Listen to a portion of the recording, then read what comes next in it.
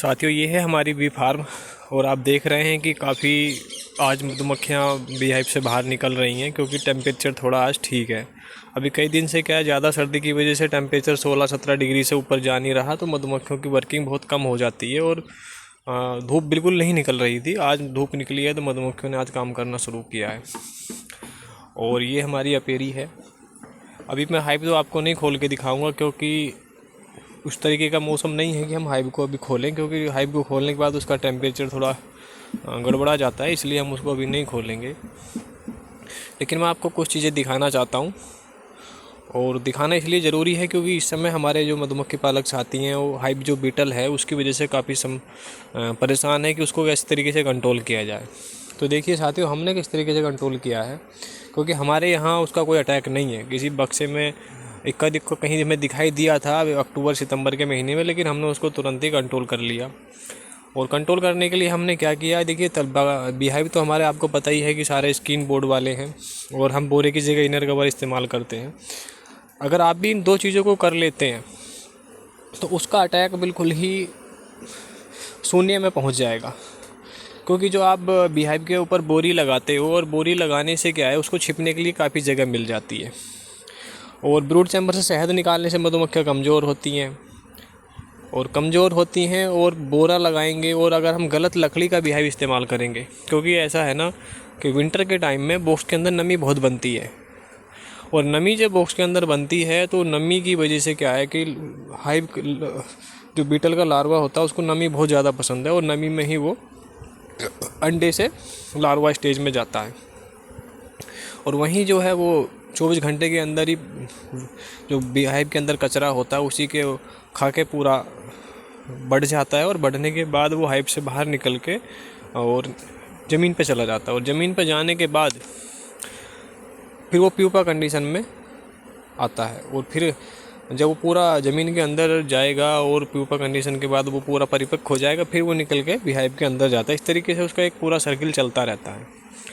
तो हमको उसको रोकने के लिए सर्किल को उसके रोकना है, और सर्किल जब हम रोक लेंगे तो उसकी प्रजनन जो है ऑटोमेटिकली कम हो जाएगा।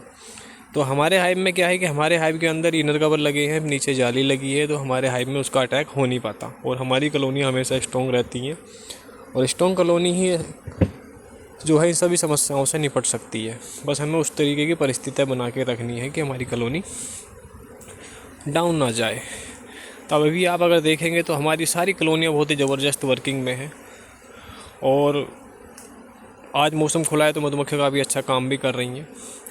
और मैं आपको दिखाता हूँ कि हमारे जो बी हाइव के तलपट हैं वो किस तरीके से है कि हमारे जो तो यहाँ हाइव रखे हैं, हम इनको लगभग 1 घंटे के अंदर सारे तलपट को साफ़ कर देते हैं। और साफ़ करने के लिए हमने करना क्या होता है कि हमारे जो मैं दिखाता हूँ, ये जैसे ये हाइव है, इसके नीचे हमारे यहाँ हर तलपट में इस तरीके का बोर्ड लगा हुआ है। तो इस हाइव के अंदर से जो भी कचरा, वैक्स वगैरह या बैरवोमाइट नीचे गिरता है वो सारा इस पे जमा हो जाता है, और इसको निकाल के हम डेली साफ़ कर देते हैं। और जिससे क्या है, मधुमक्खियाँ इस कचरे के संपर्क में नहीं आ पाती हैं।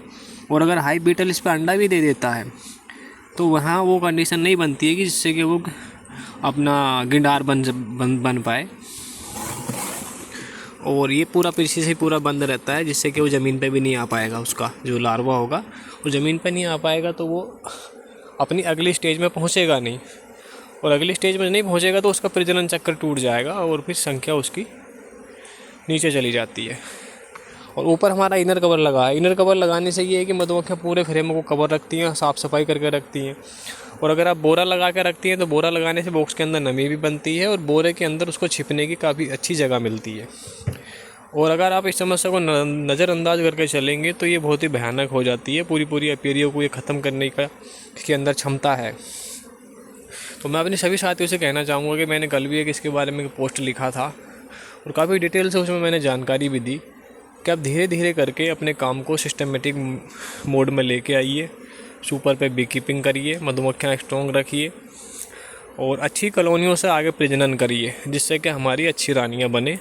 और क्योंकि अच्छी रानियाँ बनेंगी तो अच्छी रानियों की क्वालिटी क्या है कि हमारा हाइजेनिक बिहेवियर उनका ठीक होगा। मधुमक्खियाँ बॉक्स के अंदर जो है पूरा हाइव को हाइजेनिक तरीके साफ़ सुथरा रखती हैं। तो इन चीज़ों को सिलेक्शन करके जब हम आगे अपने काम में सुधार करेंगे तो बहुत ही अच्छे रिजल्ट आएंगे। तो ये है आज की हमारी रिपोर्ट, और देखिए मधुमक्खी की जानकारियाँ तो बहुत हैं, अगर हम देने लग जाएं तो बहुत काफ़ी समय चाहिए, तो थोड़ी थोड़ी करके मैं आपको बताता रहता हूँ, जिससे कि आप अपने काम में सुधार कर सकते हैं।